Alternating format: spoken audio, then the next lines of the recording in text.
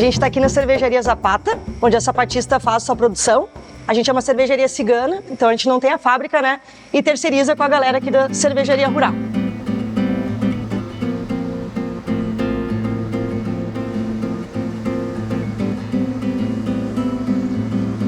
Nessa parte, então, a gente vai ferver essa água, esse mosto, né?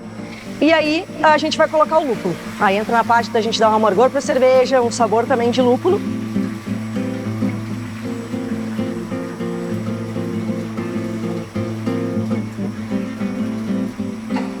Hoje eu trabalho mais na parte de comunicação e administração, né? Tanto da cabocla quanto do terreiro. O terreiro, a parte de serviço, né? Por estar sempre ali atrás do balcão, né? Servindo as pessoas. Eu sou formada em marketing, então essa parte de produção fica mais com o meu sócio, né? Com o Roger. E eu fico com a parte de comunicação, criação dos produtos, né? Também me formei sommelier, então posso contribuir, né, com a análise das cervejas e com a criação das receitas. Mas a minha área de atuação é muito mais na parte administrativa do negócio. Eu acho que hoje o papel da mulher dentro do mercado da cerveja ganhou um protagonismo mais forte, né? Mas ainda me incomoda bastante o fato de que historicamente a cerveja sempre foi produzida por mulheres e ao longo do tempo houve um apagamento e um enfraquecimento do papel da mulher, né? Então a gente ainda está em busca desse protagonismo, né? A gente ainda tem que explicar que não existe estilos para mulheres ou para homens, que as mulheres estão na produção, estão na administração de negócios envolvendo cerveja. Então, eu acho que a gente já conquistou muitas coisas, mas se a gente for comparar, né, com historicamente como a cerveja era feita por mulheres e até agora, a gente ainda tem uma luta bem longa, né, para trilhar e para vencer. Meu nome é Priscila Borges, eu tenho 38 anos, nasci em Porto Alegre, no Rio Grande do Sul, e atualmente eu moro aqui em Viamão, junto com meus 2 filhos e o Felipe, no sítio onde fica localizada a fábrica da Zapata.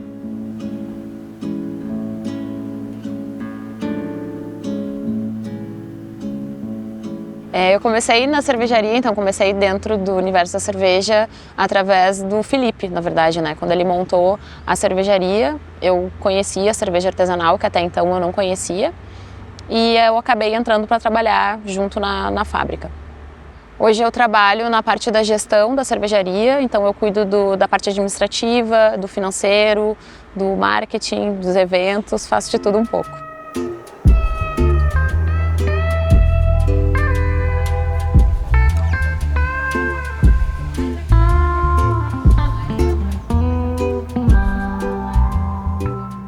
Meu nome é Júlia Borella Quadros. Vai fazer 9 anos em 2024 que eu trabalho no ramo cervejeiro. Hoje eu moro em Morro Reuter. Aqui em Morro Reuter tem bastante cultura alemã. Tem também muita natureza. É uma cidade muito pequena. Ela tem só 6.500 habitantes, né? Então é algo bem pequeno se a gente, né, considerar, né, as outras cidades. E eu considero que o que mais tem aqui que eu gosto é calmaria. É algo que me faz querer ficar aqui e levar a vida mais aqui, de uma forma assim. E consequentemente fazer cerveja dessa forma, né? E passar isso para as pessoas também é algo que me move bastante. Trazer um pouco dessa energia que a gente encontra aqui, né? Muito verde, muito tranquilo, né?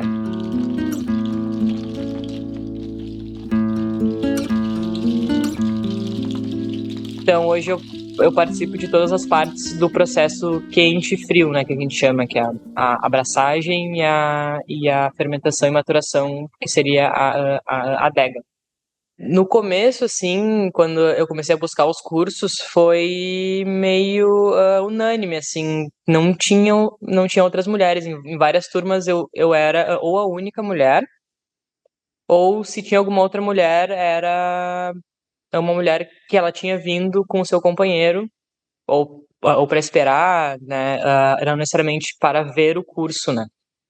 E isso lá em 2015, e aí eu me sentia um pouco sozinha até, né, tipo, enfim, né, um ambiente, né, em que o professor era um homem e os alunos eram homens, e aí só eu estava lá de mulher, né, então era algo que me intimidava de certa forma, mas ao mesmo tempo eu queria fazer, e aí aos pouquinhos fui buscando conhecer outras mulheres que também, né, tinham a mesma vontade que eu, mas nós ainda tínhamos uma distância geográfica também bastante, éramos poucas, né? Hoje já somos bem mais, né?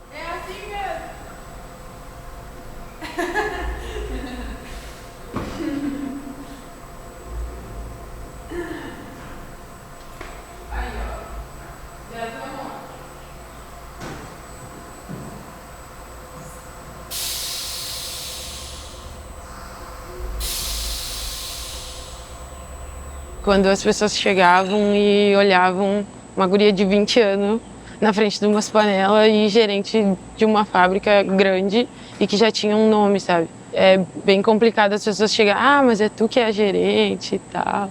Esse é um processo que mais teve, assim, mas não muita dificuldade, porque aqui, como sempre foi bem aberto, já sabia de tudo que a gente liderava e defendia, então foi bem tranquilo, assim. Infelizmente, a gente precisa desconstruir a imagem que se criou da mulher no mercado cervejeiro, né? Uma imagem muito machista. O início foi bem desafiador, porque eu vim de outro mercado, eu sou formada em Direito e advogada. Logo que eu fiz a transição de carreira, então tudo foi muito novo, né? Aquele friozinho na barriga, aquela coisa toda. Ao longo do projeto de vida, de você fazer essa mudança, entrar de novo na universidade, estudar num meio majoritariamente masculino, fazer cursos cervejeiros num meio basicamente masculino, ingressar no mercado de trabalho e poder construir isso, criar receitas e trazer a minha identidade, a identidade da Macuco é motivo de orgulho, assim, porque as etapas foram bem difíceis, assim.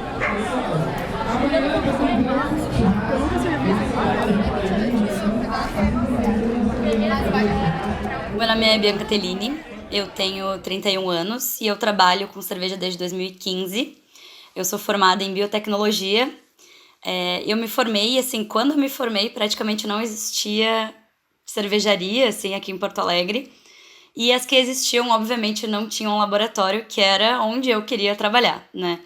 E aí, quando eu escolhi trabalhar com cerveja, eu não sabia, de fato, assim, como o mercado funcionava.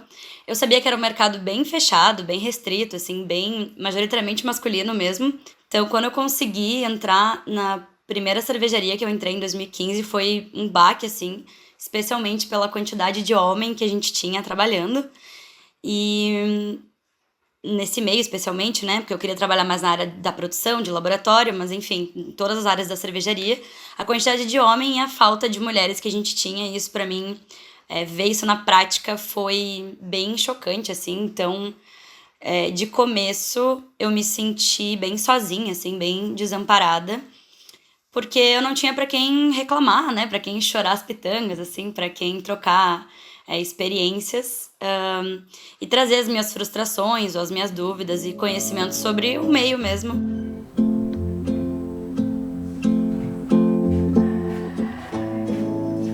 A gente também relaciona, né, essa marginalização da mulher dentro do processo cervejeiro com o apagamento dela, né, historicamente. E a gente vê que na religião também, né, houve esse momento. Então, para nós é importante resgatar, né, essas pautas que sofreram preconceito, né, sofreram censura. Então, a gente vê muita relação, né, da mulher dentro da cerveja com com as religiões de matriz africana, assim, são pautas que a gente precisa dar luz.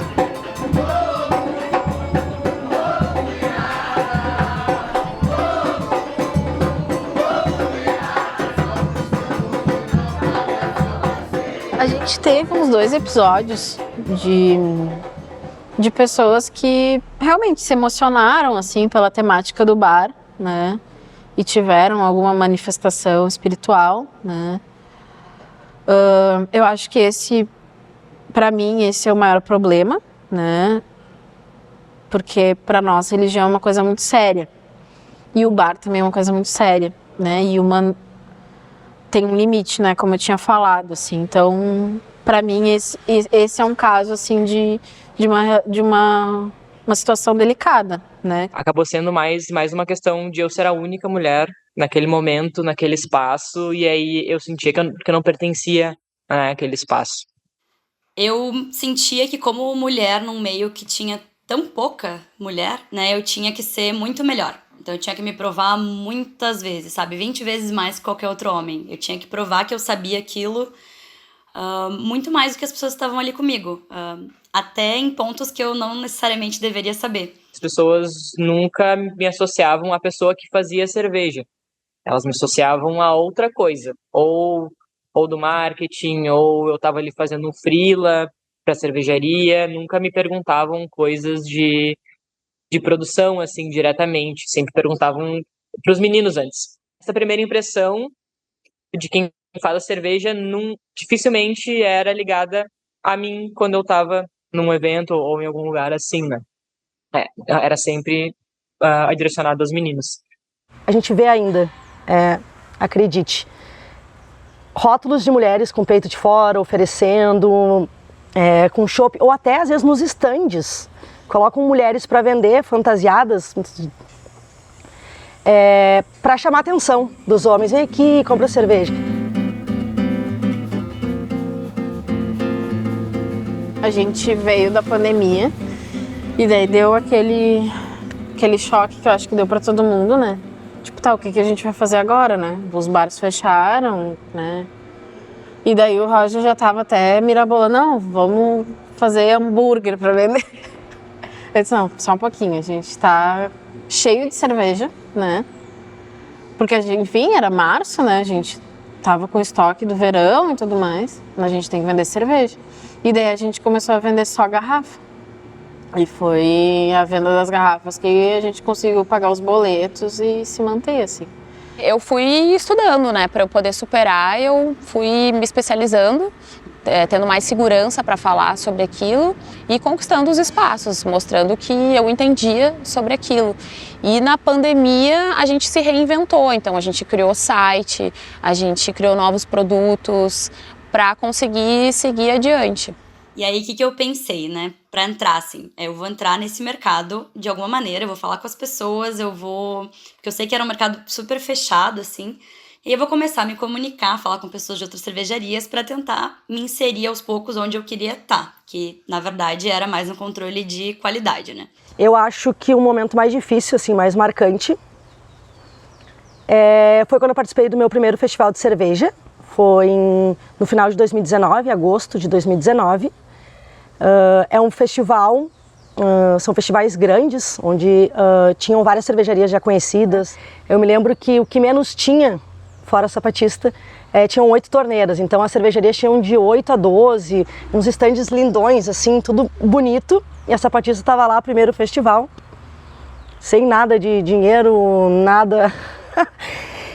E adesivei ali o stand, eu acho que foram uns 3 pedacinhos adesivos, o resto tudo branco assim, e uma chopeira emprestada. Eu tinha ali 3 torneiras, 3 estilos, né? Eu tinha a Olga, a nossa Pilsen, a Incendiária, que é a Red IPA, e a Pantera Negra, que é a Russian Imperial Stout. Então, olhar aquele monte de cervejaria já conhecida, eu me sentindo ali um grãozinho de açúcar no meio de tudo aquilo, um mundo novo. E é claro, muito homem, né? É um meio muito masculinizado. Me deu muito frio na barriga, assim. A gente tem que ter uma confiança muito grande e mostrar que a gente tem essa confiança para confiarem na gente. Tem um caso de maquininha que ela tá de botar sempre pra carregar. Vai pegando uma pra espontaneidades. O sorrisinho dela é melhor. Só um pouquinho aqui. Agora terminou aqui a nossa etapa da fervura. Então, o nosso mosto, ele está a uma temperatura super elevada, temperatura de fervura. E agora a gente precisa resfriar isso para que a gente possa inocular a levedura e não mate ela, né? Então, o mosto ele vai sair daqui, vai passar por esses encanamentos aqui e vai chegar na placa de resfriamento. Essa placa aqui é uma placa que troca calor, então a gente, uma cerveja que estava em temperatura altíssima de fervura precisa chegar cerca de 20 graus, depende, né, da nossa receita. Então, ela vai passar por aqui, vai trocar calor com a placa, vai passar por essa tubulação aqui. Aqui ela vai sair por aqui, que vai estar conectada a mangueira já a algum desses tanques aqui. A cerveja vai direto para cá, chega aqui já numa temperatura que está ok para a nossa levedura poder entrar no processo de fermentação e aí iniciar essa etapa.